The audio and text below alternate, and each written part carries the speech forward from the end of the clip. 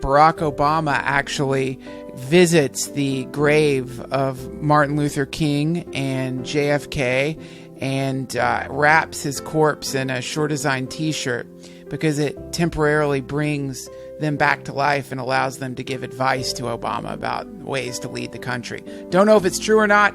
It's just what I dreamed. So go to SureDesignT-shirts.com. If you put my name in, you get 10% off these magnificent shirts.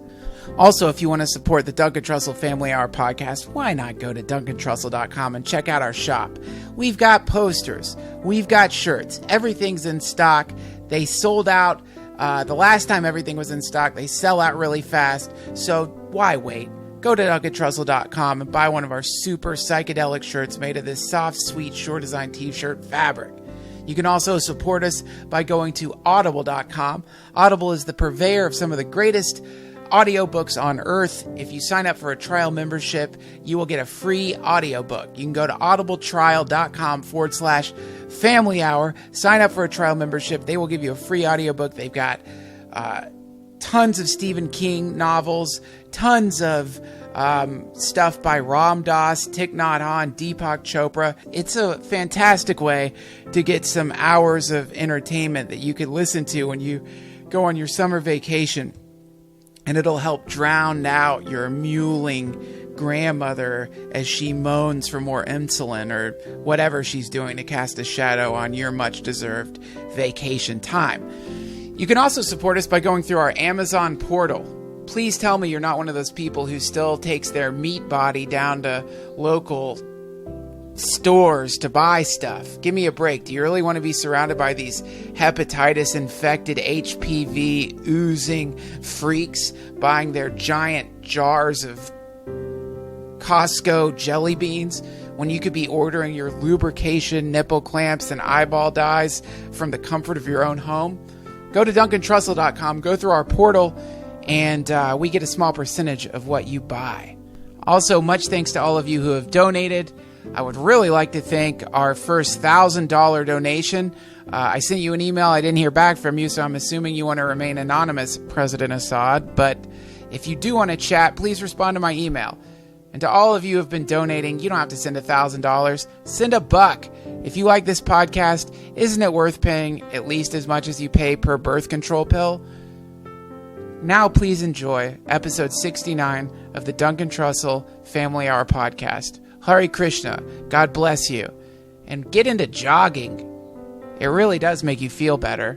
It's a hell of a lot better than Percocet. Hello, friends and family, and thank you for tuning into the Duncan Trussell Family Hour podcast. We are broadcasting from our new studio located at the Los Angeles branch of Monsanto, which is letting us record this podcast now from their incredibly beautiful office complex, which is located underground in downtown Los Angeles. You guys, I'm not allowed to film any of this place. I wish I could. I wish you could see it. It's one of the most innovative, high-tech office buildings that exists in the world today. They don't have regular hallways that you walk down.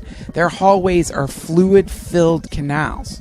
You see, the executives at Monsanto are a species that is much older than human beings, and it is because of their mastery of genetics that we exist today. Yes, these beings, they're responsible for every great innovation that's happened throughout society. They've been the way they describe it is that they have blown their life air into the sails of the destiny of humanity, and we are partially theirs.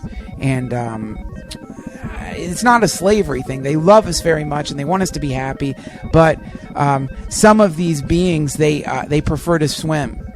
It is the sexual fluid of the frightened that the shape-shifting Monsanto executives love to swim in when they've transformed into their lizard forms. It's lots of fun. A ferryman takes me to my studio, and I'm recording here now from what they call the Chamber of Dreams. It's an incredible, beautiful room with stained glass windows all along the walls that show the history of Monsanto and our species, and the way that in that dark primordial past, when we are nothing more than hooting hunter-gatherers lost in a dangerous world, our merciful fathers came and transformed our primitive genetics into something we can now be proud of. Monsanto genetics, the genetics of humanity. And our sweet friends could have stopped there, but they didn't. Now, they are altering the genetics of our boring old grains and vegetables. Yes, the fields of our future are going to be fields of freedom. And these freedom fields are filled with some of the most advanced, genetically modified fruits and vegetables that the world has ever seen. Designer vegetables, created by our friends at Monsanto. Now a word from our sponsors. Hi all, welcome to Celebrity Corner. It's me, Natasha Leggero from Chelsea Lately and Burning Love. When interviewers ask me what my favorite thing is about being a celebrity, I always tell them it's not the glamour, cash, or thrills, though I do love those things. It's the food. You heard me right. My favorite thing about being a highly paid comedic actor in Hollywood is the delicious food they feed me in between takes of the many hit shows I've been a part of. And the reason why is Monsanto. Monsanto is a farmer-friendly company that genetically modifies the vegetables and grains that feed the most beautiful people in the world, Hollywood actors. On every Hollywood set during lunch, dinner, breakfast, or snack time, you can be sure that all the famous, beautiful actors are chomping on some of the delicious, genetically modified foods fabricated by the genius scientists at Monsanto. Hollywood actors like me just can't get enough of these delicious Monsanto products. We love the way it feels as our teeth grind and crush the food while our celebrity saliva mixes in with the pulp. We love swallowing the masticated food and feeling the way it moves down our esophagus and into our stomachs. We love the way our stomachs produce acids that dissolve the food and push it to our bloodstreams. We love merging with genetically modified food at the quantum level. It is our way. Bottom line, the world is changing and successful, beautiful people like me have surrendered to the flow. We have merged with the first fruits of the dawning age, a glorious age where the fundamental components of nutrition have been improved by the farmer-friendly scientists at Monsanto. So do the right thing and buy genetically modified food from your favorite local delicatessens and eateries. Be like Hollywood celebrities and eat Monsanto. It's the only choice. That was Natasha Leggero. You could check her out at natashaleggero.com. Today's guest is making his third appearance on the Duncan Trussell Family Hour podcast. This son of a bitch is about to have his own show following Conan O'Brien. His name's Pete Holmes. So everybody please blast this sweet man with your psychic tendrils. And after you listen to him here, why not go check him out on his own podcast, You Made It Weird, which is available on iTunes. Please, now, close your eyes, squeeze those eyelids tight, grit your teeth, and spray a spray of psychic snot deep into this man's glory hole. Let him feel it, guys. Welcome Pete Holmes to the Duncan Trussell Family Hour podcast. All hail Monsanto, we bow down to our reptilian fathers.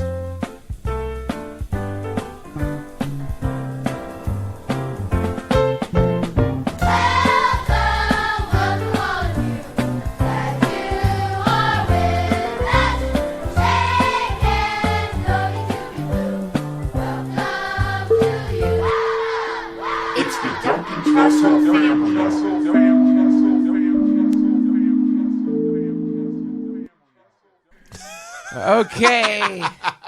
Why wasn't I rolling? It was the best way to start. You guys just missed the year's best gluten joke. Check your gluten at the door. Or, Bitch. We're eating gluten-free cookies because we learned that gluten is bad for you. I learned that. Yeah, gluten is just now. As far as food products go, it's the Satan of food. It's the Bin Laden of food products. Really? Yeah. The Bin Laden of food products. I don't know. I eat this shit all the time. So we trained it. I don't know. I don't want to get started on that. I have not the authority. Talk to Joe Rogan about that. We trained it. We trained gluten. You subversive son of a bitch. You didn't feel that coming. Can I ask you something? Do you like flying to your shows? Because if you do, stop the Bin Laden jokes. What do you mean? They'll fucking take your flight status away. It's the new form of banishment. What do you mean? Well, then, in the old days, if you upset the order, they would either execute you or imprison you. But now they just make it so you can't fly. So you're saying, what about Joe Rogan? He talks about that. Sorry, everybody. I'm talking with my mouth open and full. What about Joe Rogan? He makes a lot of jokes like that, like 9/11 jokes and conspiracy jokes. I'm just probably overreacting. Way by like 5 trillion light years. But the creepy thing. By the way, I guess I did an intro. This is Pete Holmes. Hi, everybody. Back on the Duncan Trussell Family Hour. It's great to be in the family. The scary thing is just that they can do it if they want to. Yeah, it's funny. As much as I enjoy conspiracies and all that sort of stuff, I really kind of check out when people are like, they're building these camps and they're going to put all the Occupy Wall Street people in them, and I'm like, is that really the FEMA camps? Is that what it is? I guess I should talk to you about it. Well, yeah, it's that's a really wonderful conspiracy theory, man, and it's one of my faves. Really? Yeah, but basically the idea is there's like, man, I can't be specific. On a side note, I can't be specific about this, but I've been doing this show with Rogan. He's got this new show on Sci-Fi, which is called Joe Rogan Questions Everything, and it's just basically about conspiracies, and you get to be around. You get to be around a lot of the people who really believe some of this stuff. One thing I'm taking away from it is how absolutely intoxicating to some people these things are, and how easily you can get drawn in. Well, it's funny that you say that, because that's what I've been thinking about mostly, and less interesting than me to conspiracies is the idea of the human brain and like how we want to believe some things, how certain types of. I'll just speak for myself. Yeah. I'm a I want to believe things guy. And so this is what's happened. I went to my chiropractor, and I don't want to be too disparaging to my chiropractor, but he's a Scientologist, and I think what got closer. Yeah, sorry, I got to get better at mine. That's fine. He's a Scientologist. He's a Scientologist, which is I'm assuming he's a Scientologist based on the literature in his waiting room and based on like some of his clientele. Now, I have no problem with that. There's no judgment or labeling there. But here's what I did learn about myself from this guy. I go in, and he does this type of chiropractic where like he shows you like lay on the table and bend your left knee, and now raise your right arm, and now see how your right arm is strong, and he'll push against it, and you push against it, and you see that you're strong. And he's like, now put your knee down, and I'm making this up, by the way. This isn't the actual example. He's like, now straighten your knee and see how it goes weak, and you do. You're like, oh my God. And he's like, that's because when you're walking, this knee bends, this arm has to compensate, because that's how we balance when we're walking. So, okay, so what is that? We're at the beginning of kind of like a type of cult logic. And all cults, all of these people, fascinating. Joseph Smith, L. Ron Hubbard, these guys, I have actual real respect for anybody that can get a huge congregation of people to believe. And one of the things you do is you start with something true. And I honestly think that's what my chiropractor does. The key, yeah. You start with something intoxicating. People are stupid, and I'm certainly stupid, but like a lot of people aren't that stupid. They need something to get them in the door. So this is kind of what I felt like was happening with my chiropractor. Now, I could be wrong. This is my one subjective thing. He started with things that I was like, that's definitely true. When my left knee is bent, my right arm is strong. That's true. Then the first time I went, I said to him, I was like, that was like a magic show, and I was the rabbit. It was one of the best experiences of my life. I was blown away. Yeah. He fucking blew me away, healed me of stuff like that I was feeling that day, like back pain, neck pain, headaches, went away. Real crazy shit. And I was like, you are amazing. I've had that happen with chiropractors where the day of they fix amazing chronic problems. Chronic shit. Yeah. Fixed right there. Now it comes back. Like it was a temporary fix. That's why you have to keep going. Yeah. But I was like completely won over. Now, so, okay, he's got a new disciple, right? Yeah. So this is like a mini world of faith. And this is my new leader, my chiropractor, my magician chiropractor. Sure. Then I go again, and now he's doing like crazier stuff, weirder stuff, making weirder claims, just like the beginning of a cult. And the Scientology thing is kind of unrelated, maybe. You can read into it if you want. He's like, see when I pull your ear down, your penis goes into my mouth. I mean, sometimes I forget that you're you're the most interesting guy I know, and I forget that you're hilarious. I know that's weird, but I think you'd rather be the most interesting person. And then I'm like, oh yeah, and Duncan's hilarious. But he kind of, once I was through the gate, I was like, this guy can do no wrong, and I kind of believe him on everything. But here's what I noticed, and this is me. This is my kind of failure. was he was like, okay, I'm just going to use the same example because the point isn't it? He's like, straighten your foot. And when you straighten your foot, see how your right arm goes weak. Yes. And then like he's like, and now, and I realized I lost track of what he was saying. And then I realized that like I realized I was participating. Meaning, when I knew I was supposed to be stronger, I was acting that way. When I knew I was supposed to be weaker, I was acting that way. There you go. And then what I started to notice was when I was supposed to be stronger, he wasn't pushing as hard. This may just be with me. I'm not trying to drag him under the bus. But what I'm saying is I was like, oh, there are times when you go, see how you're strong. And I'm like, I don't push. He doesn't pull, but he goes, see how I can't pull you away. I'm like, I didn't say that. A bigger man would be like, but you're not pulling. Right. You know what I mean? So that was just a little bit, but fuck that. Okay. What I mean is, I don't want to throw him all away. I still go to him. I'm like, okay, some of the sleight of hand stuff isn't really winning me over anymore, but the chiropractic adjustment and all that sort of stuff. But you wanted to please him. I did want to please him. I wanted it to be magic. You wanted him. It was more important to you. Yes. That you didn't get in a conflict situation with this guy right. and dispute what was happening than it was for the thing to be real. That's the sort of guy I am. I also want the magic of it to be real. I'm the kind of guy that wants to go into an unassuming chiropractic's office, and I'm 34 years old, older than Jesus. I want to go in, and I want to be introduced to something new. Now look at this. And believe it. Pete Holmes, already in a small, slight little way being warped into the paradigm of this guy that's not necessarily based on reality at all. Right. And also, you're not doing that guy you're not giving that guy any help by not disputing his shit. Right. You're confirming ideas he has that might be completely wrong. You know what's weird, though, is I'm like, okay, this level of bullshit doesn't work on me. The, like, pretend pulling doesn't work on me. But what terrifies me is there is a level of bullshit that would work on me. You just have to upgrade it. Or add acid to the mix. Seriously, add some LSD and Charles Manson to the mix. Yeah. Okay, let's talk about cults. That's what I'm talking about. Yeah. This experience reminds me. Okay, so then I'm fascinated with the movie The Master. I love Paul Thomas Anderson. I'm wearing my There Will Be Blood t-shirt today. Yes. I love that movie. And this is what happened when I watched The Master. You've seen The Master? Oh, yes, I have. I was like, oh, I'm 100% more likely to become a Scientologist because I found the stuff that they did it so interesting. The sitting across from each other, no blinking, answer these questions in a row. Like, let's get your subconscious talking instead of your ego. I'm going to insult you and you can't react. All that stuff just felt like improv games to me. Stuff that I already love, like little social experiments. Right. So the movie, even though it clearly portrays L. Ron Hubbard, or the character in the film who's, L. Ron Hubbard, as kind of like not kind of a charlatan, but as a guy who's making it up as he goes along. It ended up me being like just a little bit more interested. I was like, what are people turning their backs on their families and society to join? Whether it's Jehovah's Witness, Christian Scientists, Scientologists, there's something. What is the carrot on the stick that they're going after? So then I started reading this book called Inside Scientology.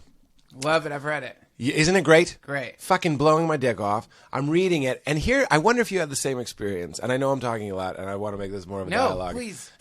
No, go. I love it. I love cult stuff, man. Me too. Please Here's my experience with that book, and then I want to hear yours. I was reading it, and I was like, at first I was just like, L. Ron Hubbard is the shit. He's transcended truth. It doesn't matter what's true anymore. He's like, I'm an adventurer and an inventor, an explorer. People were like, he sounded like he had lived 10 lives. So his followers knew that he was lying, but he had transcended the burden of truth. It didn't matter anymore. It was like, did I really win a Purple Heart in war? No. And they know that. But, like, he's the leader. Like, that you just get to the point where you don't even have to qualify things Well, anymore. fuck, man. I mean, you want to talk about the cult. Here's the thing. This is where it's hilarious being in almost any society and really turning your nose up at cults. Yeah. Because what are we doing? Like, You and I? No, America. Like, I thought you meant you and I because there are parallels to us. No, look at fucking... Okay, so here you have, like, let's take it to...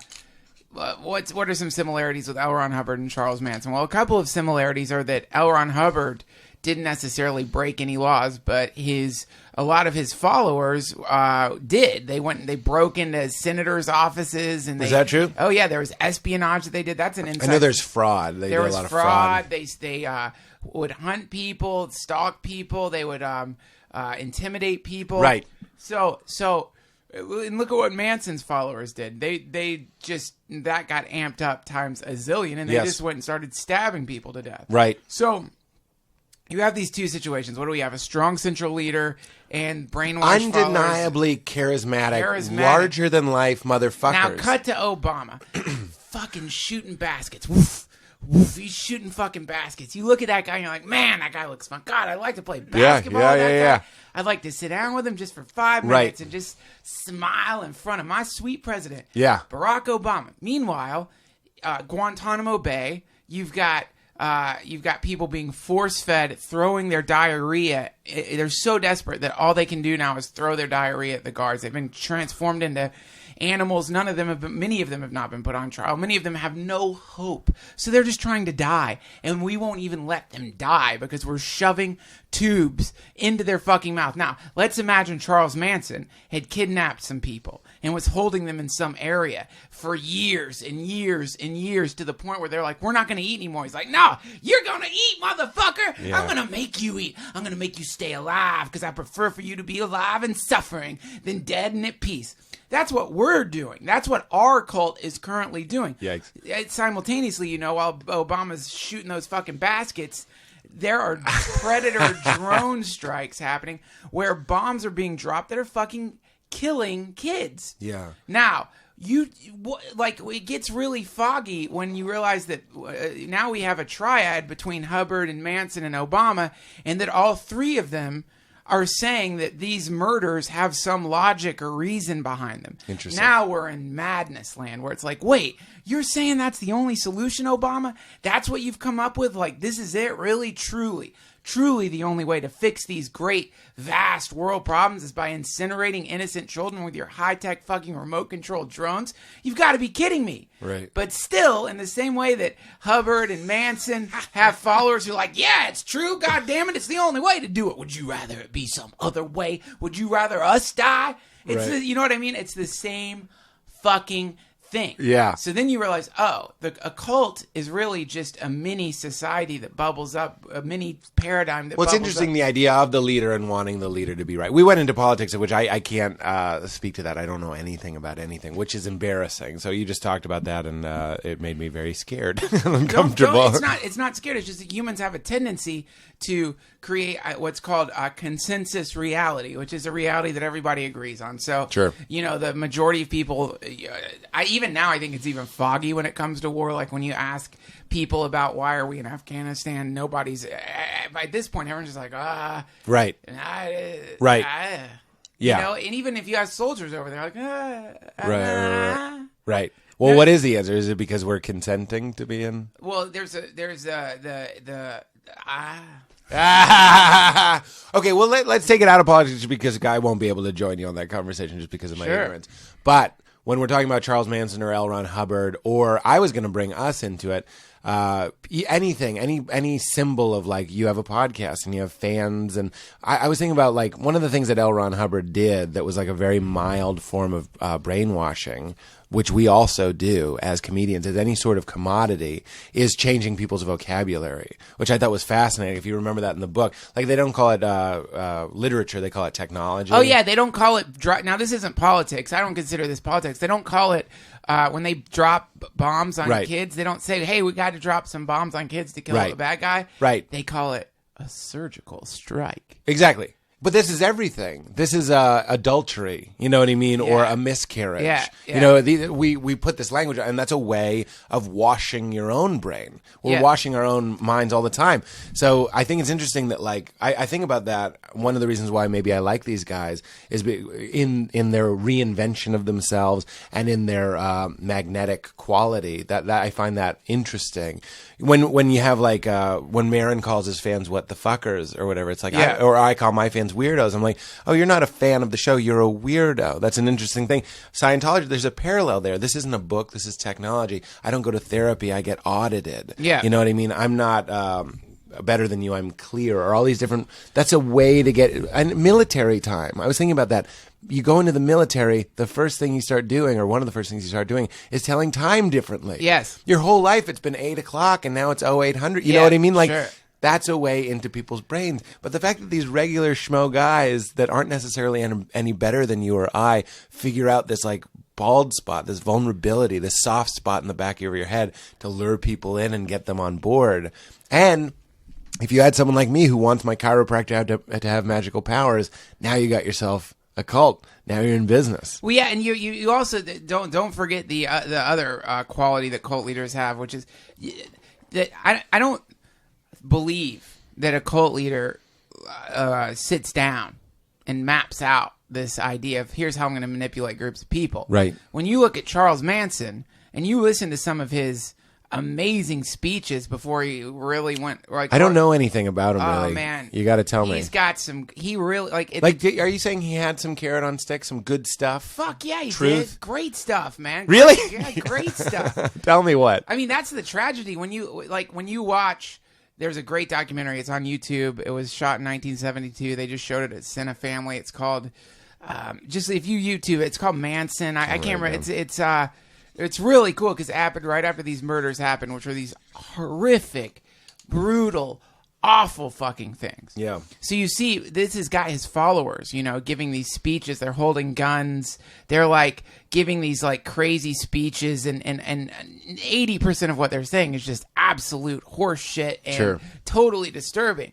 But 20% of what they're saying, what Manson was teaching them, is fantastic. Right. Which is overcome your fear. And so what one thing that he was doing is, they were all just getting blasted on acid together. And one thing that he was doing is he was getting everyone to fuck. So he was getting everyone to fuck in every single way to try to eradicate all of their sexual hangups by like stripping away. Because one of the cult that we're in, one of the first things that it does is it implants into your mind a kind of sexual guilt. So people have all kinds of hang-ups and guilt when it comes to sex, and it's sad because one of the surefire sources of bliss and pleasure has been shadow has been cast over it by fundamentalists or by authentic sexual perverts who have actually corrupted what is a really pure, beautiful, intimate experience.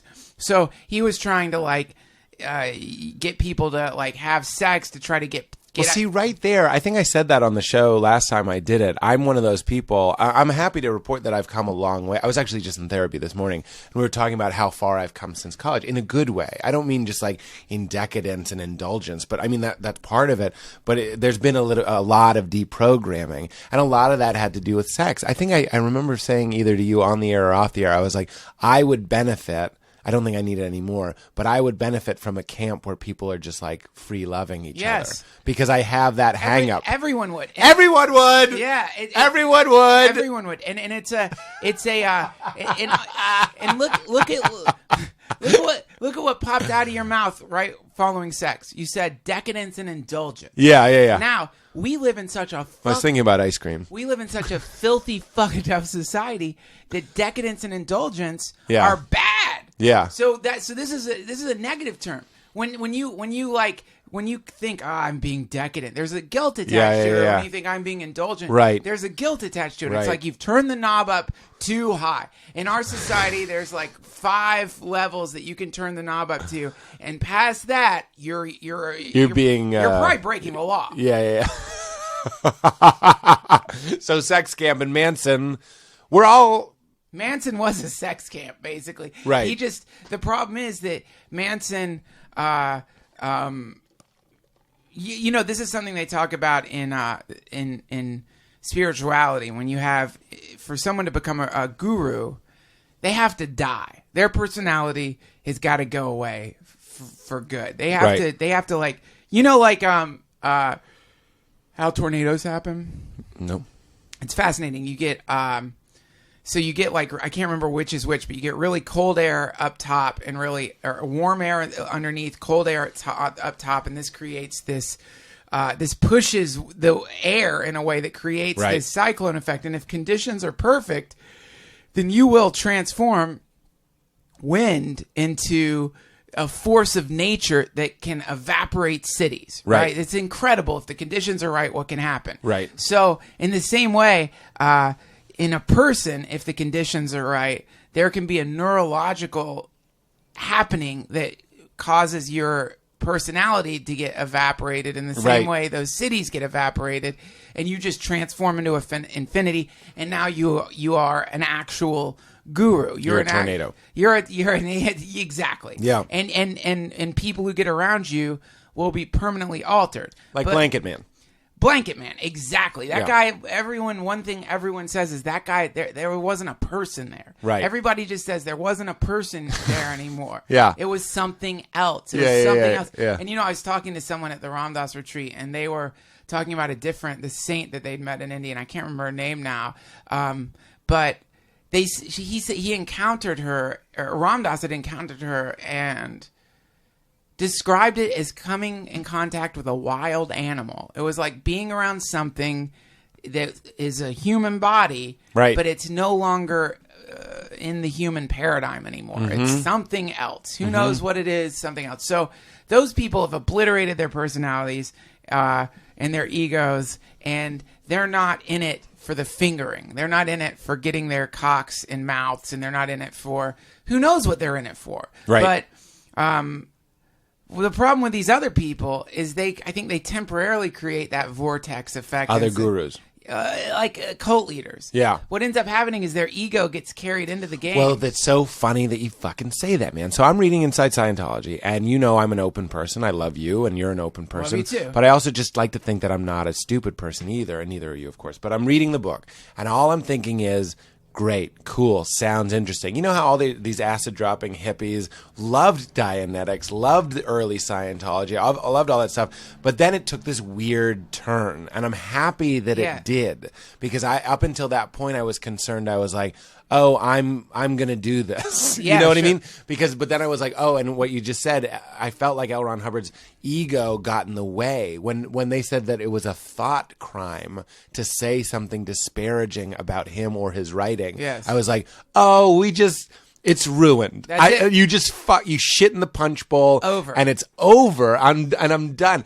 And forget about like the Scientology like creation story about thetans and latching onto people and being in volcanoes and implants over billions of years. Suddenly it all just sounded like a guy swinging his dick around instead of a guy who at the beginning, when I was like really kind of on board with at least, I was like, is there a covert way I could get someone to audit me? Because this sounds like, I just want to be hypnotized. I want someone to like send me to a past life or something. Yes. That sounds interesting. Of course that's up my alley. But then I was happy and kind of relieved when I was like, oh good, I don't have to be a Scientologist. I'll just do other things. Well, you what you become when you get really close to the obliteration of your ego. Yes. Is you become there's different terms for it, but you become a magician, and you become someone who is still rearranging subjective blocks of reality for your own personal gain based on your tiny identification with the self. So this is like when you have Hubbard and Manson,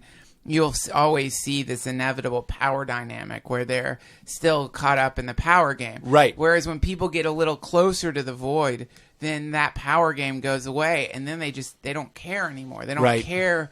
They just don't care. Right. They're gone because and that's where you get those esoteric answers about like, I'm not teaching you anything. I'm not even here. All that sort of stuff. Or you go like, buy some books and join me at the sea. Join me on the sea where I'm going to teach you even more secrets or whatever. Well, man, I was just, the way I'm describing it sounds mysterious, but another way to put it is like, I was just on an airplane flying back to LA, with this girl I've been seeing, and there's this little boy sitting in front of us. I know that boy. That'd be so weird. I know. I've seen him too. He comes to all of us. That is like when you're on ayahuasca and you see the big black snake. This little kid, the snake, yeah. This kid, he looked at. I remember he was sitting in the seat and he's looking at us, and then he looks at my girlfriend and he says to her, "You are beautiful." He was like from Dubai, and he had this great little accent. And then like he like reached back from behind the seat and was like holding her hand as we're flying. And then like he was just all he was is this kid. He's just filled with love. He's just a sweet little kid. Right. So that's what I'm talking. That's it. That's the thing. That's another thing I've been saying lately, which is that kids are right. Yes. And we learn all these words and things. Like, for example, I'm kind of working on this on stage right now, but when I was a kid, all I cared about, when I went to the library, I got books on hypnosis, magic, the universe, aliens. That was it. And you know what? I was right. Here's what we start doing. I was just thinking about this today. This is all today. Play area. Like you're a kid. Grown-ups are looking for permission. Okay? We even are guilty of that. I want permission and I want a reason to sit down and talk to you. Yes. So we record it. Yes. And that's our involvement in what I'm saying. But it starts as a kid. Kids want to play all the time because kids see the color and kids feel the air. And kids aren't thinking later. They're completely present. That's why tiredness, exhaustion just hits them all at once because they're not rationing their energy. Yeah. They're just like, I feel great now Right. and I'm going to chase that bee. Yeah. You know what I mean? And then we start doing something, which I'm not saying we shouldn't do, but we invent recess. And we go, now it's recess. And that's a time for you to play. And that's when you're silly. And we start putting the future on kids. Billy, be good now. Recess is at 1 o'clock. That's when you can play with the blocks and stuff. And then that becomes playtime. And that builds in our brains, okay, to do certain things. To dance, this is me now. To dance, I need to be at a wedding and I need to be drinking. Yeah. What the fuck? I went to my show last night. I had a show at Largo last night, and they were blasting just the best music. And I went in and just started fucking dancing. I was with a friend of mine and just danced. And I can't do the worm, but I tried to do the worm. Yeah. Because what the fuck? What's wrong with us? Why aren't we all trying to do the worm?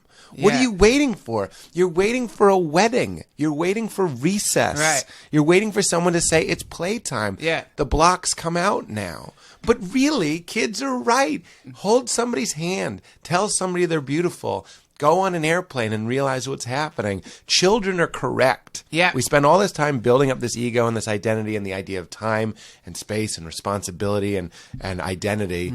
When really, I think now as a 34-year-old, I'm trying to get back, as silly and cliche as that sounds, inner child shit. I'm just trying to get back to the truth.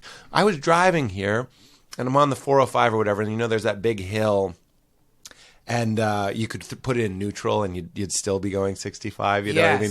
And I just opened my arms, you know what I mean? Because that's what a kid would do. Yeah. It's an amazing feeling when we can put ourselves in the present and be like, I'm not thinking about, I know I'm ranting, but I'm so burdened about like, how much sleep am I going to get tonight? Yeah. What do I have to do tomorrow? I'm always kind of aware of it.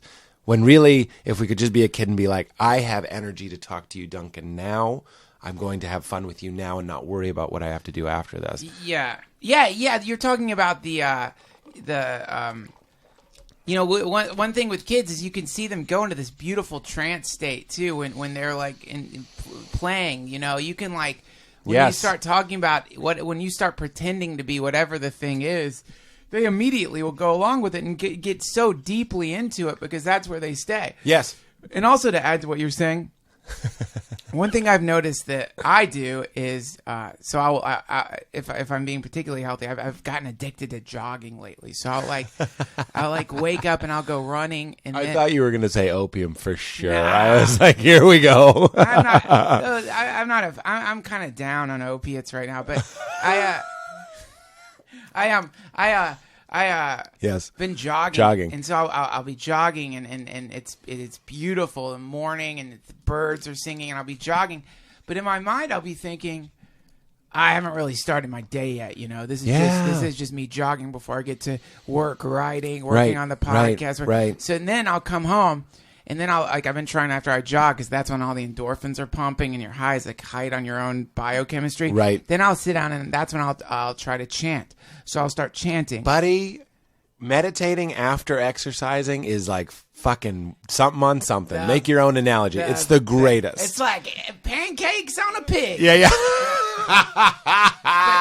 but then I'll start chanting. But even then in my mind, as I'm chanting, as you go in and out of that state, my mind will be saying, okay, man, but you know, we got to get to work now because you've spent 2 hours jogging and meditating. We really got to get down to business. Right. And then suddenly, like, the next thing you know, you're like, well, I got to go eat. Now you're eating and your mind is like, up. We got to eat quick and get down to business, brother. And then it's breaking my heart. And then finally, like, you sit down in this stupid fucking business thing that you're supposed to be doing. Now you're alive. Now your mind's giving you permission because you're acting in a way that recess is over. Yeah, now you're an adult. You're doing the day. When people are like, I wasted, like someone will say something like, you know, it was so beautiful today, and I just laid on my couch, and the breeze was coming through the curtains, and I sat there looking at the sun and listening to the birds, and I just wasted the day. You're like, what the fuck did you just say? Yeah. Like, you talk about, and we just don't, again, we're just looking for permission. We had to be on vacation to do that. Fuck that. Tuesday in LA. Do that shit. Cancel some stuff and turn off your phone. Exactly. And man, so I'll tell you, the crazy side of all this, especially in our business, Pete. We're starting the calls. We will now in our business. One thing that I've found across the board, and minus a few people, is this amazing misery. Man, you know, you talk to people and they have had success that for some people is.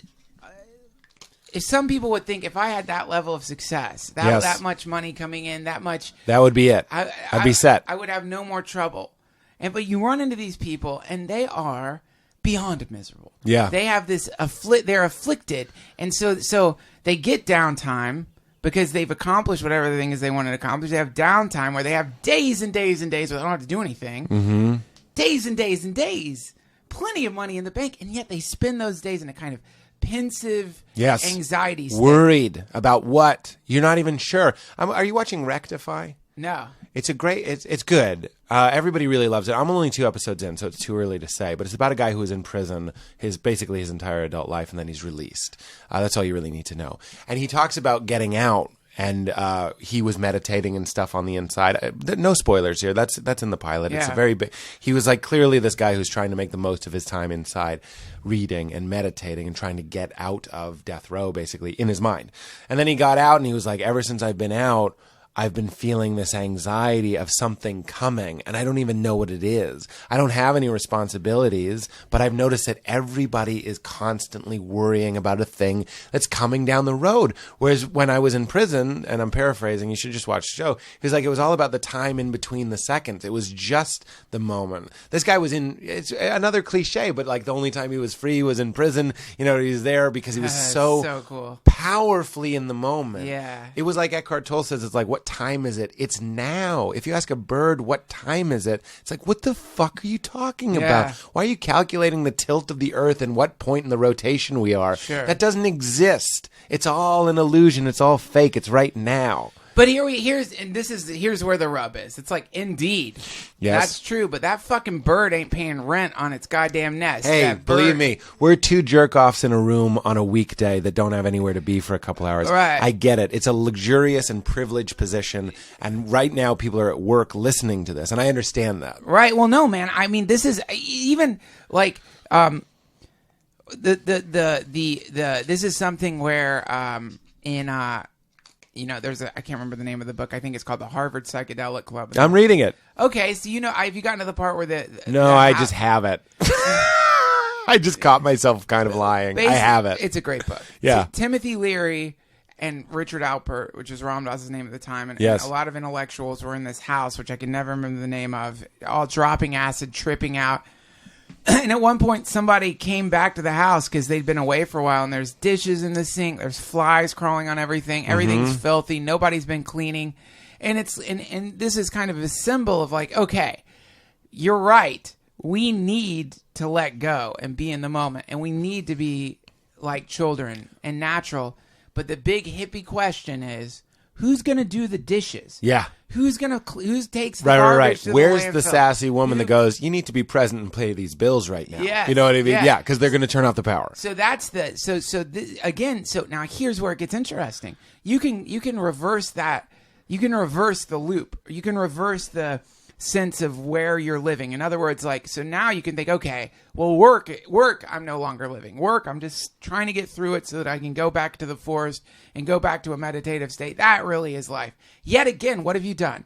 You've taken this wholeness of time and you've cut up the pie. You've just done it in other words, what you're doing is you're creating a hierarchy of time where this moment is more important and than you're that separating moment. God from other places. This cat, I'm going to call him a cat, Rob Bell, wrote this wonderful book that I think you'd enjoy. It's called What We Talk About When We Talk About God. And he's like, God is with us, for us, and ahead of us. Those are his big three things.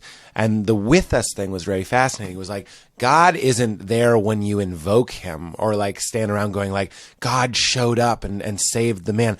God's like his big thing is like God is here. I guess that would be called a little bit of pantheism, but he's just saying like this is God. We're like kind of inside of God. Yeah. So to quote your boy Ram Dass, one of my favorite things in Be Here Now, which I know we kind of tease at the same time, you are the task. If you're sweeping, that's what's happening. Yes. And if you're filing a W whatever thing for your boss Troy, somebody's brain just melted. Some guy, my boss Troy. What the fuck? Yeah. That's also what you're doing. God can be present in all of the things. If we slow down, he's there at the DMV. You know why God's present in all the things? Yeah. Because we're God. That's the thing. Wherever you're at. Well, when you wake up to your own divinity, that sort of thing. Even when you don't. And that's the... Even when you don't. Yeah. That's right. It's like if you're in the same way that you see the child start playing make-believe and is like deeply engaged in the game, it's not like suddenly that's a fireman because he's playing one. Right. It's like he's still the child who's become a fireman temporarily. In the same way, this is the classic mystical idea. Even though we've become so deeply engrossed in our own personal games, and we're not God in the sense that we're not omniscient, we haven't transformed into blanket man, as you call it. Yeah. We still are the thing. We're just more in the trance state. Right. And that it seems like we're hypnotized. We're hypnotized. We're asleep. We're asleep. It comes up every time, but we're Jason Bourne. We have amnesia, and we need to realize we already know Kung Fu. Yes, that's exactly it. And that is fucking... I can't make that point enough. I love that point. I love it.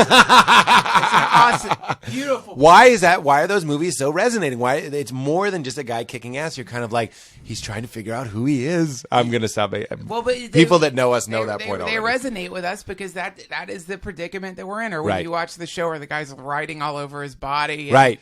You know, it's like, what's the name of that movie? Memento. Memento. Yeah, yes. It's like there's... our ego is insisting that we're a thing, and we're going, I've been told I'm Jason Bourne. That's what this passport says. What is that? That's how you feel when you wake up in the morning. I travel so much, and Duncan, do you eat at a lot of restaurants? I know you do. That's a Glengarry Glen Ross reference. I know you travel a lot. So sometimes you wake up in the middle of the night, and just briefly, I don't know if I'm in a hotel or if I'm in my house. And in that moment, I need to look around the room, or... to continue with the analogy, I need to look at the passport and go, oh, I'm Jason Bourne. Like, I need to remember my name. I need to remember where I am and go, oh, this isn't hotel. I need to go in the card catalog of my brain and take out the hotel card, put in the one that says home. It's still just a space. It's still just a thing. It's still nothing, but I'm putting these labels on and I go, I'm Pete Holmes. That's what's so great about mushrooms is when you're on mushrooms, which I haven't done in years, but like when you're on them, I'm no longer Pete Holmes. That's the truth. I'm not. But Eckhart Tolle, again, is insisting the ego wants to stay in control. There's a power struggle, and it's going, no, you're Pete Holmes, and therefore I'm going to make you worry about the future so that you'll continue to impose your ego and insist on remaining Pete Holmes. And I'm going to keep playing clips from your past, a little clip show, anxiety, stress, memories, regrets. So I can be like, remember when Pete Holmes did that? When Pete Holmes peed his pants or whatever it is?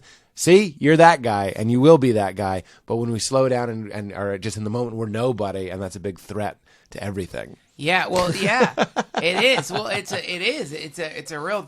you're talking about a complete transformation of the paradigm, and I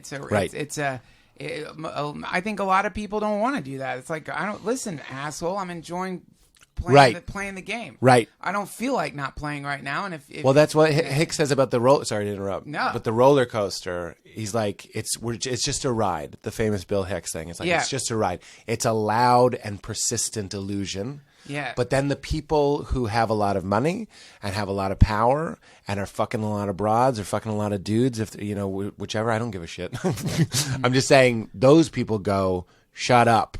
I'm paraphrasing Hicks here, but I'm just saying, shut up, stop saying this is a game or an illusion or a simulation, because I'm rather enjoying it. Sure. And I'm in a hot tub right now, and then they get those people out of the way, whether it's Christ or Buddha or whatever. It's just like, can you beat it, please? Yeah. What? Fuck you. You're not going to screw up my casino. You're not turning my casino into exactly. a church asshole. This is my house. You know, this is something I've also been working out on stage, which is the idea that, like, we forget that we're on a planet. This is right up your alley. We're on a planet, and we all forget it. And that's the beginning, going back to the cult thinking, that we all brainwash ourselves.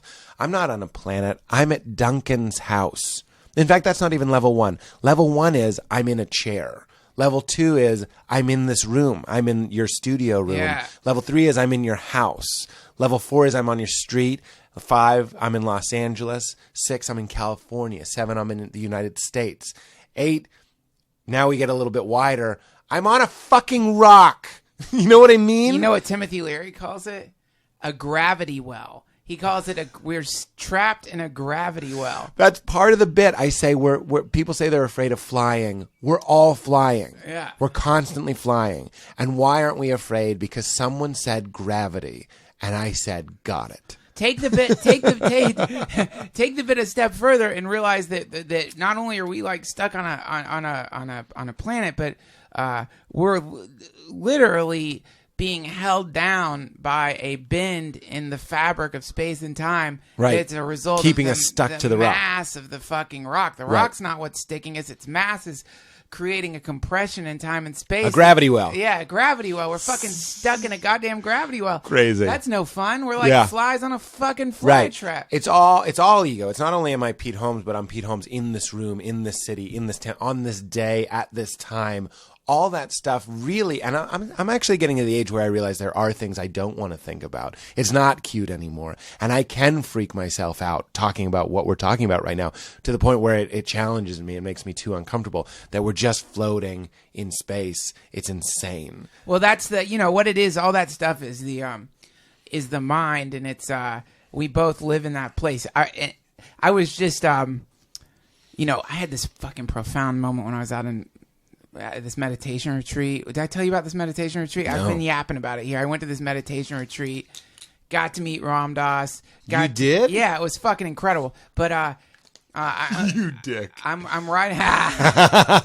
I'm riding in a car to go to his house with this guy Raghu Marcus, who was also a devotee of Neem Karoli Baba, and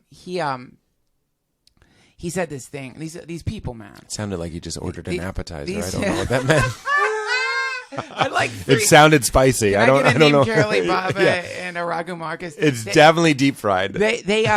These people, they all throw out they in a very real yet casual way. Yes. They just throw hammers at your fucking where you're stuck. Yeah. But they do it in such a subtle and graceful way that somehow it like has more impact than somebody being like, "Hey, wake up to this." It's like the way they do it is like, because they've all been in the same place. But we're riding to go see Ram Dass, and like I'm rambling about Neem Karoli Baba. Is he a what do you think, Raghu Marcus? Do you think he's like a super evolved human, and that all human beings are going to be like this guy? And I'm going on and on, calculating, and he's smiling. He's smiling at me. He's looking at me. He's like, I don't think about those things. He's like, I just try to work on myself so that I can be of service to the person next to me. And he did. When I say it, it sounds fucking stuck. He said it in the most sweet way. It's like, yeah. No, it doesn't sound bad. They've condensed this thing. Like our minds. He's loving his neighbor. Literally, he's talking about his neighbor. And what we do is we shoot out our tendrils and we try to cover as much ground as possible. Suck the nectar of wonder from the wildest ideas that we can create. And from that we get high. We'll get these moments of like, holy shit, I'm on a fucking rock. Yeah. Gravity well. You're right. It's like a drug. I'm trying to get high. And it's beautiful. It's fine. And it's fun. It's fun.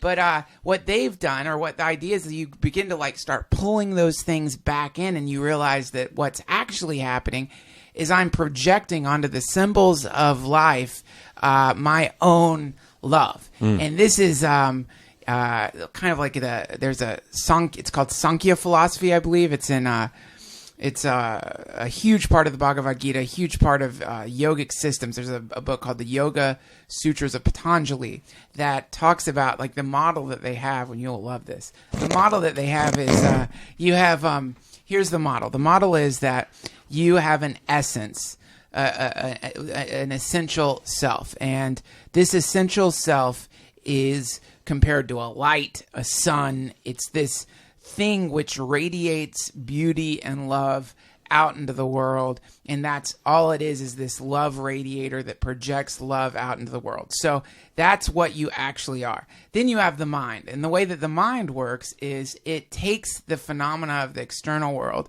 and it instantaneously duplicates it. So when you're looking at me right now, you're not really seeing me. You're seeing a neurological impression of me created by your mind. You're not seeing me. It's like I'm activating your optic nerve and right. your senses so that you've created a replicant of this thing so that's wild. in front of you. Yeah. So that replicant can be compared to a slide that's being placed on top of a projector, and the eternal light that you are is shining through the replicant that you've created. So really, when you see anything, all you're actually seeing is a reflection of your own self being shined through the... Like a dream almost. It's like a dream. How you're everyone in a dream. You literally are everyone, and you're only seeing the beauty of yourself. So when you... So are you saying this is one of those mind-melting things where it's pretty simple, basic stuff? I don't know why I was just afraid that my thought was too trivial or something. But like, how do I know blue looks like blue to you sort of thing? Exactly. But how do I know Duncan looks like you to you? Yeah, because all that's happening is our minds are catching reality, replicating reality. But it's a valid point. Well, you don't know. What I know is blue could be completely different. All there's and that we don't have the technology to tell that yet. But right. So the idea behind all this is that when you get in the presence of unconditional love, which is when generally most people experience that through a girlfriend or boyfriend or through a pet, I was just gonna say sex or parents. Yeah, when you get in the presence of that, what you're really seeing is not the love that's coming from another person. The person doesn't control the love. Really what you're seeing is a reflection of what you are. So when you say I'm in love, what you're saying is I've become myself around you, because that really is all you are. Isn't that funny? Often in breakups, I'm going to say every breakup I've had, you go like, I can't be myself around them. Yes. You start acting this different way. Yes. And that's when you know you're like, you need to get out. And that's often what I ask my friends who are in relationships. I say, do you feel more like yourself with them than away from them? Yeah, exactly. And wild. And that's the melting that happens when you really are in love and you just melt. You dissolve. There's a Rumi poem. It's so great. But it sounds so weird. Like, when you were talking about the guys, like, I just work on myself and then I try and help my neighbor. Look, I get that completely. And to be honest, to a certain extent, I'm not saying I could do a lot more to help my neighbors, but like, I worry sometimes about the narcissistic appeal. People that listen to my show know that I am aware of my own tendency towards self-obsession. I don't think you could file me wholly under self-obsessed, but I think we all... I can't speak for other people. I'm going to say for me, it's natural. I feed myself. I bathe myself. I clothe myself. Yes. I shelter myself. Yes. And then it's just a natural extension for me to be like, sure. And I entertain my own spiritual progress. Yes. Meditation is quiet time with yourself, and it appeals to the creative, artistic comedian guy who loves delving into himself, loves taking his own temperature, loves gazing at his own navel, see what I'm feeling, write about it, and right. then then impose it on other people. Yeah. So when I heard him say that in your story, I'm like, I wonder if we have to be okay with that. If we have to be like, even what you were saying about you're a reflection of me and everything. Sometimes spirituality does have that sort of like, let's go ahead and acknowledge that you are you and you're the hero in your movie. And that's okay or something. Yeah, man. Do you understand what I'm saying? Yeah, absolutely. It's the same thing as time. It's like, instead of like thinking, okay, now I'm on vacation, things are good, and now I'm working and things are bad, or now I'm working and things are good, and now, instead of in the same way, when you find yourself being a cunt, which is an inevitability, and you find your ego acting up, and you've thrown up your defensive tail feathers, and you find yourself doing whatever the embarrassing, like hissing bad thing version is. of you is. Yeah. Then again, because now you started working on becoming your true self, which is this radiant, getting in touch with that eternal love field. And you're becoming childlike, going back to our thing. Absolutely childlike, because children haven't they haven't built up recess. They don't know what recess when is you yet. see a kid, you're seeing the core of the gobstopper. It hasn't been covered up by the different layers of fear. And so in the same way, once you start, all right, I'm going to become that thing. Since you're becoming that thing now, when the shitty thing emerges and you yell at the fucking guard at LACMA, which I just did, and you find yourself in a stupid argument with it's just someone you run into on the street or whatever, stupid. Yeah. Now you love that. Now you're like, okay, this is happening, but I'm gonna as much as I can give unconditional positive regard to this part of myself as I am to all the other parts of myself, because otherwise I'm going to become phony. Right. And now I'm just going to try to build up this. Well, that's so funny. thing. When one of the questions, Rob Bell, the guy who wrote that book, was on my podcast, and I was talking to him a little bit about how can you not be a phony. The most repelling thing to me is a phony. Yes. That's why I had a hard time with my youth pastors and stuff, whose job it became to be nice and like everything. Yes. So I could make a painting of you. Let's say you're my youth pastor, Duncan. And I make a painting of you, and it is just garbage. It looks like I put the paintbrush up my ass and couldn't even see the canvas and just kind of swayed around a little bit. I go, this is you. And for some reason, the ambassador of truth that is a pastor, he's supposed to be the flagship. Sure. I'll lead everybody on the way to truth, love, light, happiness, grace, peace, patience, kindness, gentleness, all that sort of stuff. Also became the guy who just likes that's great, buddy. I love it. Cool. You liar. Yeah. You fucking tell me it sucks. You dirty lying piece of shit. Ask me if I put the brush up my ass, and I'll respect you. I mean, that's why the L. Ron Hubbard thought crime. I can't be wrestling with truth or looking for God in any sort of arena that doesn't allow complete honesty, even you yelling at a guard, even inappropriate, grotesque humanity where you, quote unquote, fail, because that's what you did in that moment. You were mean. I do it every day. I say something that is regrettable or inappropriate or embarrassing. Yeah. Or really what I'm saying is it's too telling to my true, secret, horrible self. Somewhere deep down, a child got the microphone and he went, cooties and 69 and boogers over the supermarket PA. And I'm like, fuck, I've been trying to keep that guy in the cold storage. Yeah, man, you can't and don't, and because when you do, you're creating this awful fucking.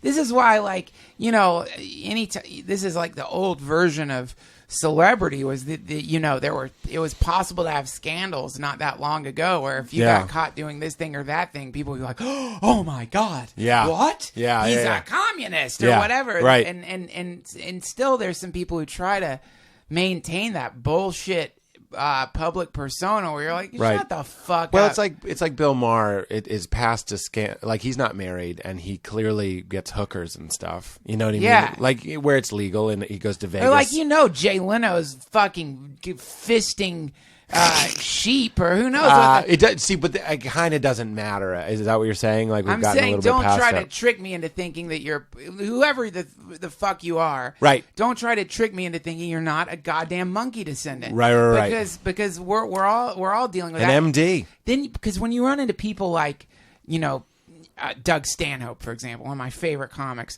when you run into people like that who have just managed to be fully themselves, right? And the self that they're being is not pretty a lot of the time. Right. In fact, a lot of the time, and I mean, it's like a lot of the time their self-destructive attitude, it's not even romantic. Right. You know what I mean? It's like it's bad. Well, that's where we get the exposed nerve of realness. Yeah. And you're talking to a guy who does a pretty good job, I'd like to say, putting himself together. I'm not Stanhope. I'm not just letting my farts out in the car. Yeah. You know what I mean? Or public, just like being fully, completely open about this path that you've chosen and acknowledging that it's a self-destructive path, yet that's who he is, man. Right. He is completely reflecting himself. And what that does for everybody is that it has such more of a healing effect than someone who is pretending to be all put together and perfect and great. Right. Because when you see Stanhope or Louis C.K.,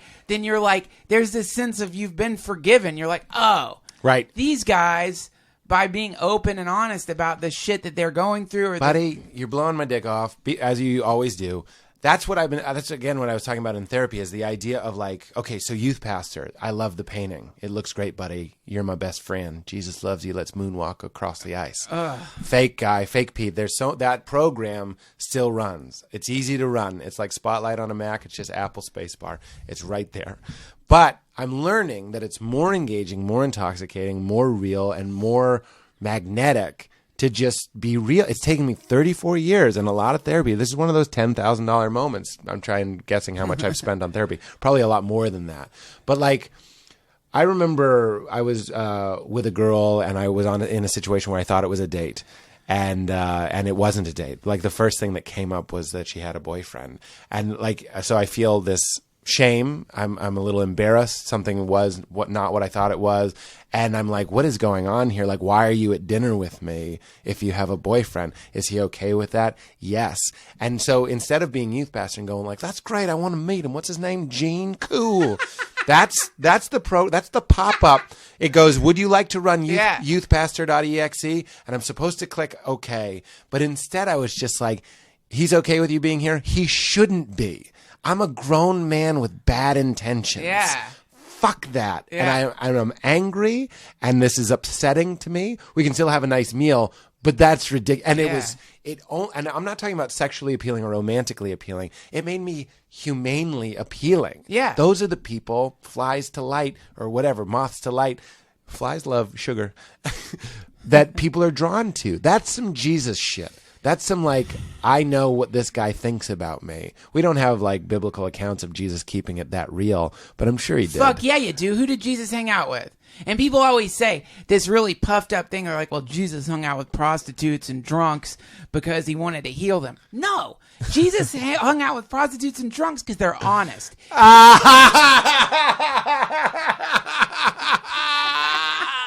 He went to the source. He went to where people were being real. Right. That's where he wanted to be. Well, you can't hang out with a politician. No, or fucking like rabbis all dressed up in weird Which is basically a outfits. politician at that time. Yeah, that's not you want to be with. You want to be with people. Somebody who's been broken down. Yeah. Right. Someone whose ego, who've like cast aside their ego and is just being fully in the moment of whatever they do. Because here's the thing. Either you're so powerful you have nothing to lose, or you're so weak that you actually have the power of nothing to lose. So you can actually be yourself. Let's say I'm a prostitute and that makes you think of me in a certain way. That means at a meal, I can be honest and tell you that I don't like the painting. Because what are you going to do? Make me a prostitute? Yeah. You know what I mean? And I'm not putting down prostitutes. You know, I don't have hate or judgment or anything. I'm just saying, in society's eyes, you can't take me down. I have nothing to lose. Or if you're so powerful. Well, I have nothing to lose according to the stupid fucking paradigm that you're prancing around. I don't have anything that I value that you can take away from me. It's like, look at you. You know, all these people who fucking look down their nose at this thing or that thing. It's like, motherfucker, you're selling your life hours just like I'm selling my life hours. Right. You know, so, yeah, I think that there's a... you know, again, though, that doesn't mean that you should like spiral down to try to. Again, if you hear this, or in fact, I would say you shouldn't spiral down. You should just wake up, Jason Bourne, to the reality that you don't. I don't have anything that you can take away. You know what I'm saying? The love I need is in me. Yeah. You can't take it. Right. It's not there for you to take. Yeah. It's like you're saying. It's that core of light. Beat it. You can't even get it. I don't even know where it is. And to be it, you've got to. Here's the thing. This is another important thing that I've realized from like going to this retreat, because the thing that I would like to entertain is this idea of like, okay, well, I'm just going to be the light. No, it doesn't work like that. They say it does. There's stories of enlightenment where a drop of water hits a puddle and someone wakes up to the unity of all things. But the reality is, it's very similar to exercise. Like, you don't just get to be the light. The yogic system is designed with like pretty rigorous exercises that like surgically remove chunks of your ego until you become the light. But it happens from a spiritual practice. It doesn't happen from like it's called a practice. It's a practice. Yeah. You got to do it every day as Right. much as you can, or at least set the intention to do it every day. So you create the cognitive dissonance inside of you when it's not happening, Right. where you're like, shit, why am I not meditating? Or why are you thinking about the planet when really you should just be thinking about your neighbor? It goes back to that guy being like, I don't think about that stuff. Yeah. It's just that moment. What are you doing in that moment to But stay Pete plugged Holmes, in? we need you to think those I know. thoughts. Can I tell you something that made me think of? Were you done? Yeah, I'm done. With that particular But thought? I want to ask you a question before we keep getting philosophical, I've got to ask you about something. But go ahead. Okay, you'll like this one. Okay. This will be the thing that I wanted to tell you. Okay. And I'm going to keep it brief because Vikram Gandhi was on my podcast. He was in the movie Kumare. Did you see that? Yeah, I haven't seen it yet. I'm sure I've seen people tweeting at both of us that you should see it. And I got mad about it. I haven't seen it yet, but I got really mad about what he was doing, and We I can talk considered about it that. to be insanely unethical and just kind of like obvious. But go ahead. Ah. I should watch. You should watch it. because I'm making the most idiotic judgment of all time. So that anyone ever could make because I haven't seen the movie. don't think I would enjoy a movie that was just purely manipulative or mean-spirited. Right. So I think you might be... I'm being a dum-dum. Sorry, Gandhi. Nah. Both Gandhis. Yeah. There's many I Gandhis. apologize to all the Gandhis. Yeah. This is the thing I was going to tell you. That guy being like, some of the better moments I've had, and I'm going to keep this brief because I did say this on my podcast already, but I wanted to tell you about it because I think you helped me get to this place. So I was, I do TM, Transcendental Meditation, and the whole point of it was to like get to some other side shit, was basically to stop doing drugs. Not that I've ever done a lot of drugs. There's my puritanical instinct. I want to declare, everybody who knows me, you should know I don't do a lot of drugs. That's true, but who cares? I wanted to get to drug-like places without doing drugs. That was Sure. my intention from the beginning. It's like, fuck stress. I don't give a shit about stress. I just want to get to the other side. Let's Jim Morrison this. And I'm happy to say that it started to work. So what made me think of it was the guy that's like, I don't think about those trippy, philosophical, deep, I'm on a planet, what the fuck, look at the moon, holy shit. I'm here, I'm in this room. So there you can go the other way and embrace the fact that I'm in this body. Like that, I'm in this room, I'm in this body, I'm in this head, I'm in this spirit, if you want to keep going in and in, instead of going out and out. And that was it was the most transcendent moment of my life, and it was basic meditation. The reason I want to talk about it is for two reasons. One, because I think you'll think it's interesting, and two, because it's actually pretty practical. I did study transcendental meditation. A lot of people know that costs about $1,500. So a lot of people will be like, fuck that shit. So the great thing about it was that people can do something similar. All it was, and I got to be honest about this, and I think people often leave this shit out.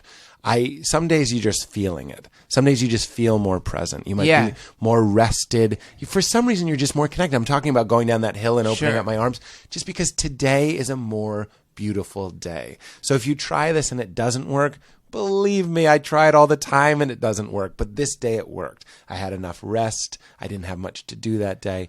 And I had like a good hour that I didn't have to do anything.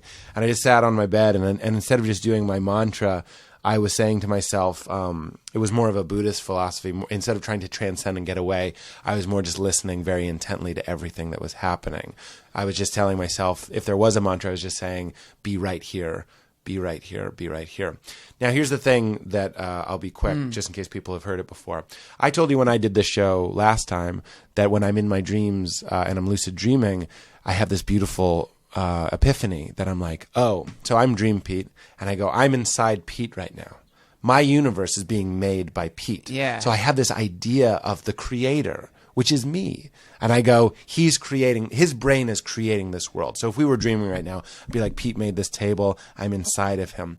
And also I know that if I get too excited, if I fly around or something, Pete, capital P Pete, God, dream God Pete, his heart rate is going to accelerate. So I'm aware of a heart and a circulatory system of the thing that's creating my world. Yeah. I go, I can't run around and grab boobies or look up skirts or fly, because that'll make my creator's heart rate increase and he'll wake up. And that'll end all of this. So instead what I do is I breathe, I take a moment, and I calm the dreamer. So that's something that I have on a Post-it note on my door that says, calm your dreamer. So it's the idea of going... In the dream, I breathe in and I breathe out, and I'm actually telling my body, my host body, to also breathe in and breathe out and relax and don't wake up and let me stay in here. I'm going to play in here for a moment. So please relax and stay asleep, because when you wake up, I stop to exist. Jesus. So calm down. Okay, right? This is wild. That's part A. And that works. So if we were in a dream right now, you know how dreams are. The perimeter of this might be foggy. Your face might be warping around. You might not look like you. There might not be as much color, that sort of thing. And when I do that, when I calm the dreaming guy and I breathe in and breathe out, I can kind of see him breathe in and breathe out, like the room expands and contracts a little bit. And when he calms down, host Pete calms down, everything wakes up. So like this, the tablecloth on this table has a pattern to it.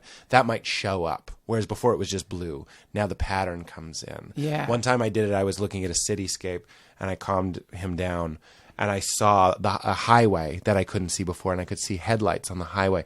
Just dozens and dozens of cars. Way more than I could ever imagine. Yeah. Like if I burdened myself to sit and close my eyes and try to picture a city. Just a beautiful, infinite, intricate, colorful, three-dimensional, amazing city that just takes your breath away. And I see it because he calms down, and that allows the world to come in. Yep. That's part A. Here's part B, and this is where it gets really Duncan Trussell trippy, Family Hour. Please. So I'm meditating, and I'm just telling myself to be right here. And then I'm thinking about the idea of when I calm myself in my dreams, the world becomes more vivid. I told you that colors show up, cars show up, patterns show up.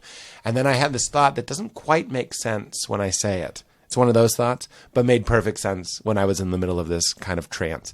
I thought, can I calm what's dreaming me?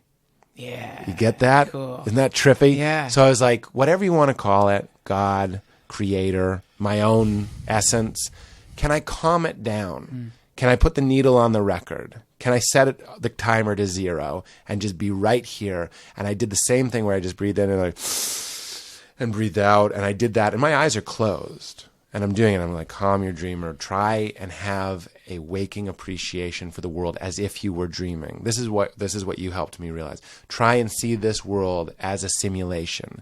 If I told you that you were not in your house, we're not in California, we're in Boston, in my parents' house, and I put a helmet on you, and it was making you think you're in this house, you'd be fascinated with everything. How amazingly intricate the simulation was. So I was like, can I do that here? Can I do that? Can I be like a dreamer while I'm awake? So I tried it, and I'm just closed my eyes and breathing, and I'm breathing, and then I was done. I don't time myself. I just felt done, and I opened my eyes, and the room looked. I'd like to say this before I tell you how the room looked. I had no intention. This wasn't a do A to get B. Yeah. This was a do A just to do A, and then B showed up. Yeah. And I opened my eyes, and the room was the most vivid. It's my bedroom. I've seen it 1 billion times, but my sheets on the bed looked like a mountain range. All the folds and the wrinkles. Every fabric felt amazing. It was like I was holding my breath. I wasn't. I was actually breathing quite deeply, but it felt like that urgency of blood rushing to your head and color rushing to your eyes and light. It was. You can kind of get it in this room a little bit. Even just talking about it can wake up the reality. Just discussing it right now, I can kind of feel it a little bit. But I walked around like an alien. And that's like another Duncan Trussell thing where I was like, I'm in this meat spaceship. Yeah. And maybe I was a spirit that elected to come to this planet. That's one of my favorite little fantasies that I entertain. And for once I bought the ticket to the show, and the show was Pete walks around his bedroom, and then he opens the door and he sees that there's 5 doors in his hallway, and he laughs. And he gets in the bathroom, and the tile is colder than the wood, and that makes him laugh and smile. And he sees light coming in, and you kind of like, this sounds like a trip, doesn't it? It sounds like mushrooms. I looked at light, and I said, there's vitamin D in this light. My skin gets information from this light. Everything is here because of this light. It doesn't quite make sense talking about it. Makes sense to me, man. But I walked around, and I never wanted to leave that space.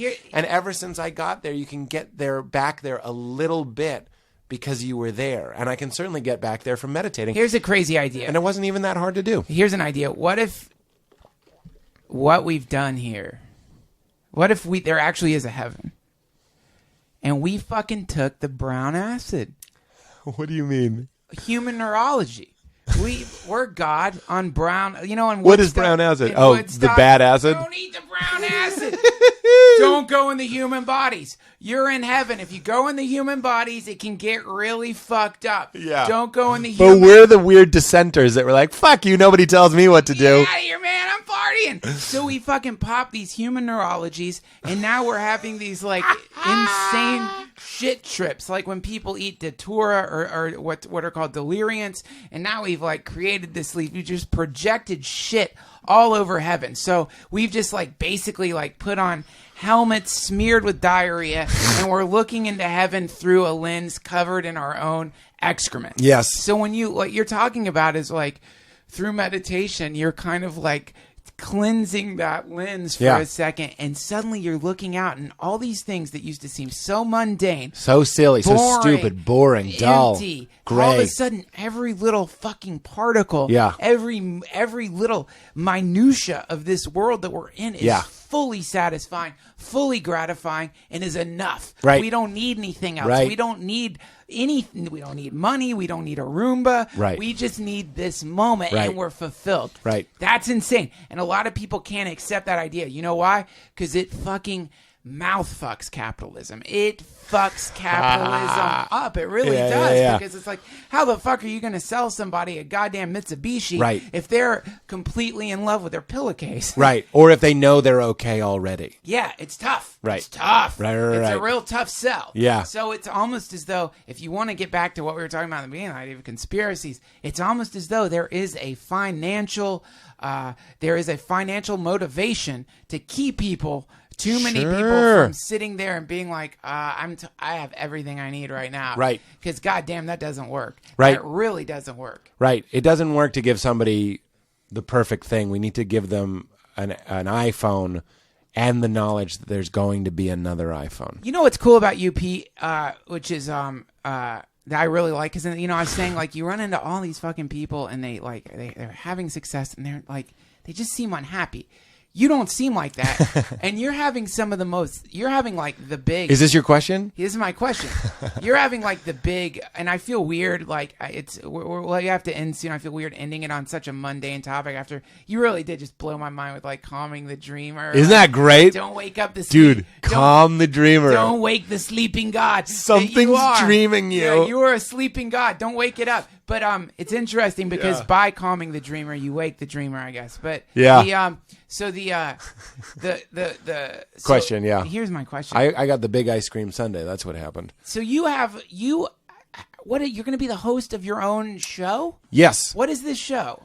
You know, it's funny, man. You, Duncan Trussell, were like the only person. For some reason, I'm not a superstitious person, but you walk a fine line between bragging about something. You know, when you get good news and you're like, well, I probably shouldn't tell old Billy. Yeah. You know what I mean? By the way, Timothy Leary. You mean you shouldn't tell people about your success because it drives some people. They want to fucking strangle you. Right. You got to keep away from that. And honestly, I'm not aware of that. I know I must have haters, and there's got to be some jealousy. Sure. But I'm blissfully unaware.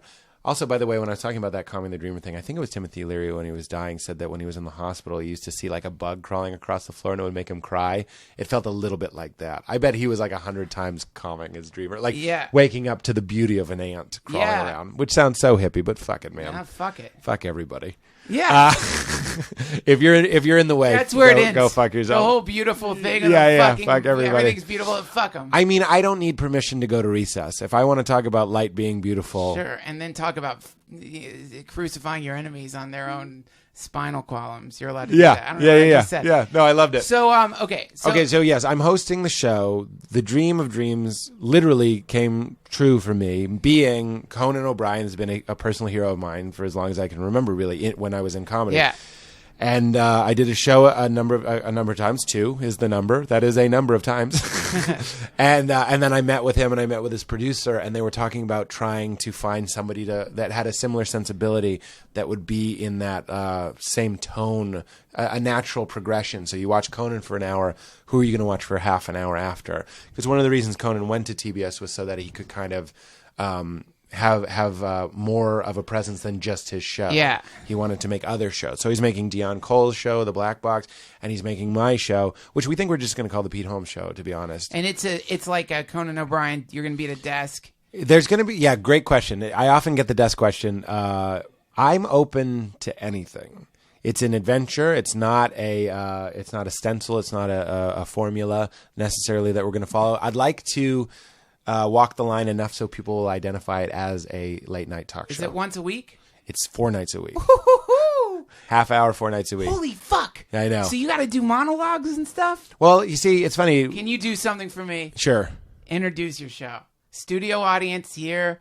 Imagine it's not me. You're looking at a studio audience. You're standing on that sweet, polished floor. The Pete Holmes show. Yeah. You know how the floors are always shiny? It'll be a shiny floor. You're standing on the floor. You're wearing these clothes. I don't even know what the fucking clothes are. Yeah, Like. I'll show you the pilot. You can see this. So you're standing here. Let's hear I want to hear what the intro sounds like. What I say? Yeah. Oh my God. Hello, everybody. Welcome to the Pete Holmes Show. And then they all cheer. And I go, we're really doing it. This is a complete dream come true. Tonight our guest is Duncan Trussell's going to pop by. Yay! Yeah. Who is that asshole? I'm so disappointed. I drove up from Orange. I couldn't get tickets to Conan. Fucking bad night. This idiot Duncan. Yeah, no, they'll love it. Well, it's actually funny. One of the ideas is to have more friends on the show because it's midnight. It's going to be like a clubhouse feel. It's going to be like a playhouse feel. We're not a big dog in the fight. You know what I mean? So I'd like it to have. If I can maintain some of the tone of podcasts like this and podcasts like my own, some of the hard. I know it's very hard, and we're not going to force it.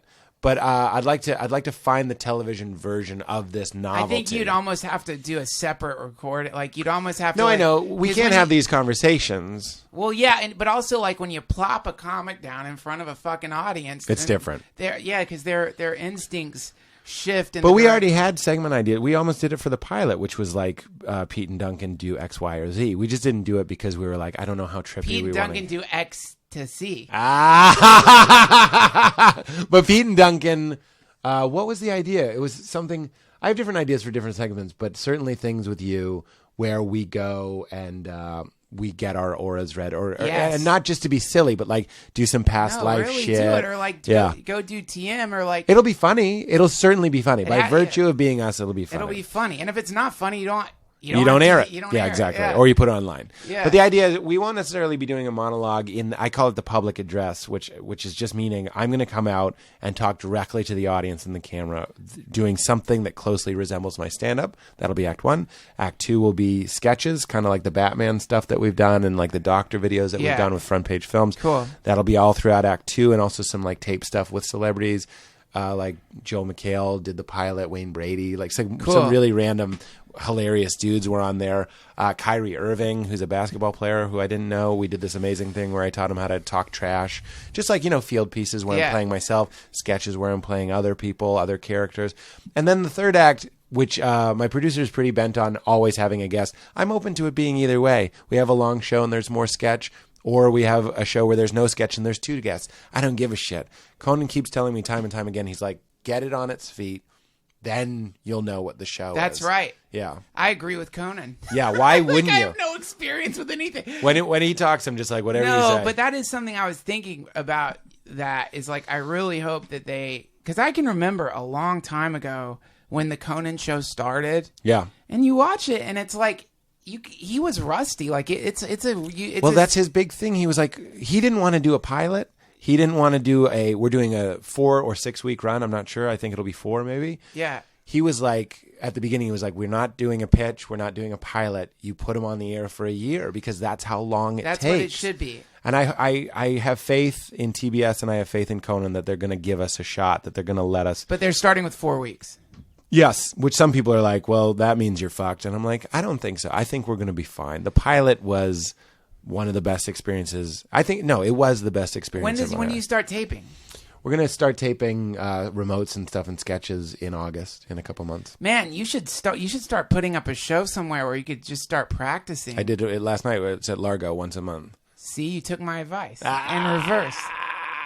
Where I'm going out and doing like newer stand-up, and then I have stand-ups and then we do a panel afterwards, and then we have a musical guest. It's very similar. So if you want to come, it's called Pete Holmes Living at Largo.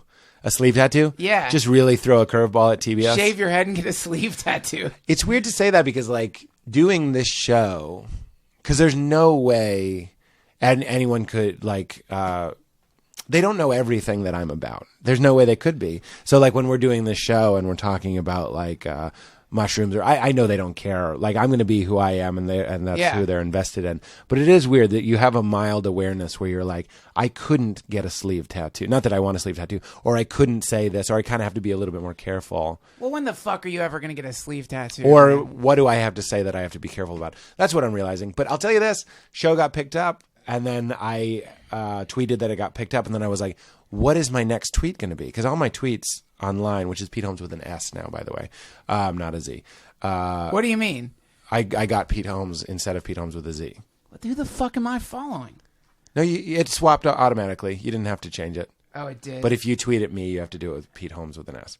And also, I kind of cut you off when you're talking about your Largo show. When is the Largo show? It's once a month. It's called Pete Holmes Living at Largo. You can go to largo-la.com to get tickets to that. Okay, cool. Those are great. John C. Reilly did the first one. We've had some amazing... Sarah Watkins, this amazing musician that I was listening to and was making me cry on the ride over, was amazing, like bluegrass. You should get Father John Misty on there. Do you know who that is? I have him, yeah. To do the show, yeah. I'd love great. to get him.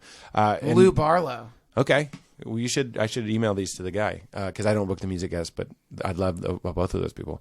But I remember after the show got picked up, so the first tweet was like, hey, the show got picked up. Oh, my God. Like 500 favorites and all this sort of stuff. And then you're like, my next tweet was going to be something like stupid. Like, even when I'm single, I'm only partially ready to mingle. And I remember looking at that tweet and I was like, can I tweet this? Can I send this? Or are people going to be like, this is the guy they're giving a show? Yes. And that's why I was like, fuck that. Yes. Yes, it is. Thank God. Send. Yeah, man, that's the thing. You're going to have to like actively beat back the calcification of the persona that you're creating on air. Well, that's why it's the Beatles, man. It's Radiohead. I'm sorry to put myself with those greats, but it's like constantly never letting people nail you down completely. Yeah. And be like, you can't say I'm now talk show host Pete Holmes. I'm not going to be homogenized or pasteurized. I'm going to keep being the guy that I'm trying to be all the time. It's not just the act. It's every day. It's not just podcasts. I'm striving to evolve and be real and be more real and be funnier and be more funny. You know what I mean? So just cut to 2 years later. You pass me on the street. I'm homeless. I'm like, Pete, you got $18. You're like, hey, Pete. Who the fuck was that? I don't know. Some bum. You're a vampire now, man.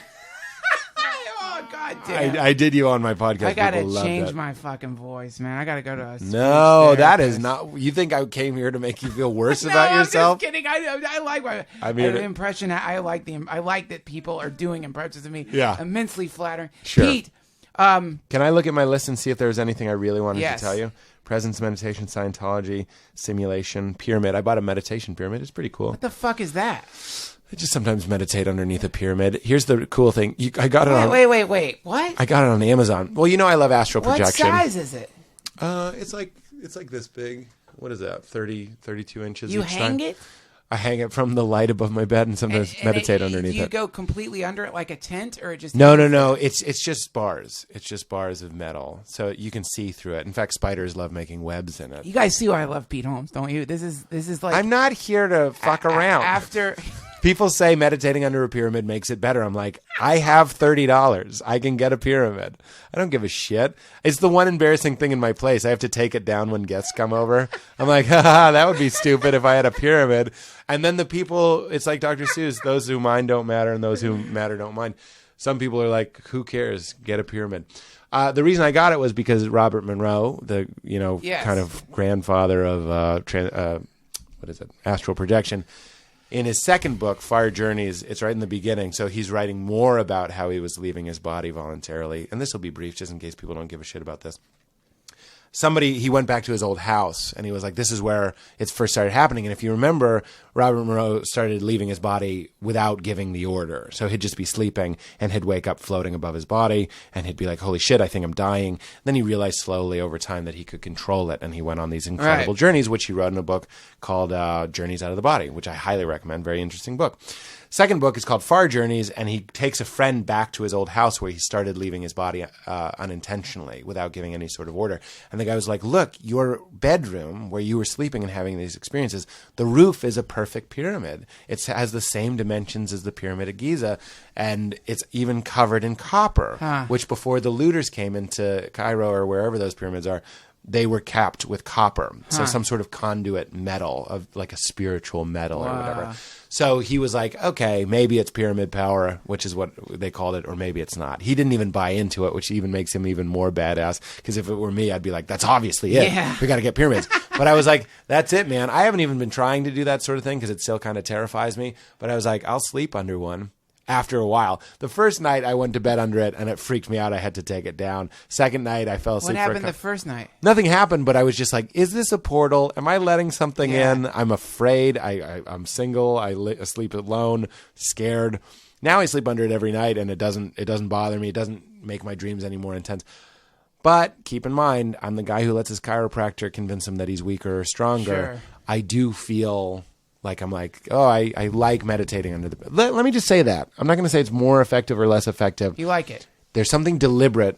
It's like a church. You're like, I'm going under the pyramid to meditate. Look, man, I love it. You know what I like when I meditate? I like to light candles. Yeah, there you go. I like to burn incense. Little ceremony. I like to create a space. And I'm under the pyramid. And you have a pyramid, and I think that there's... I think you should do that. I think that's very important. Who cares? I have no dependents, and I have $30 that I can throw away on a pyramid. And then, if I'm hanging out with a girl or something, the pyramid comes down. See, Pete. I shouldn't. Not always. In fact, leave the pyramid up. You're fucking right. Leave that fucking thing up. You know why? Because it's recess. And also, they'll love it. I know. Well, that's actually the truth. Is like, love me, love my pyramid, or love me, love the fact that I'm the kind of guy who, like you, Duncan. I learned this from you. I've learned a lot from you. Jeez, thanks. It's completely true. I told you like saved my spiritual life a big way. I call you brother, not lightly. Not lightly. You're very important. Please. And I told you you're the most requested return guest on the show, which we'll have to do. Although I'm going to tweet this episode like it was an episode of my show. Might as well. I mean, like, I'm not going to release it, but I'm just going to like get people to listen to it. Thank you. I love it so much. I love talking to you so much.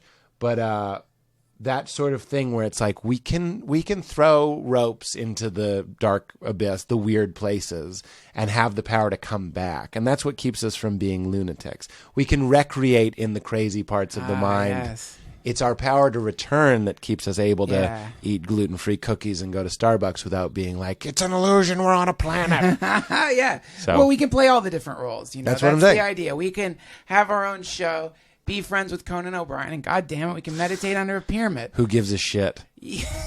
As you said, we're here. We're here for a finite time. We're in a meat spaceship. Yes. And we came to this planet. We came to this dimension. We only have a certain amount of time. So we're in a decaying meat spaceship. We're all aware that it goes away. Candles burning. Right. The candle's burning, which is, by the way, one of the reasons why I think we elect to come here. Like, you're looking at a pamphlet. We're in some eternal realm. And you're like, do you want to go to Earth? Apparently, the thought that we all die makes cake taste better. Also, yeah. And they're like, I want to taste better cake. By the way, if I'm sitting at a video arcade in the distant future where there's super high-tech neurological interfaces that allow me to experience entire lifetimes and moments. Yeah.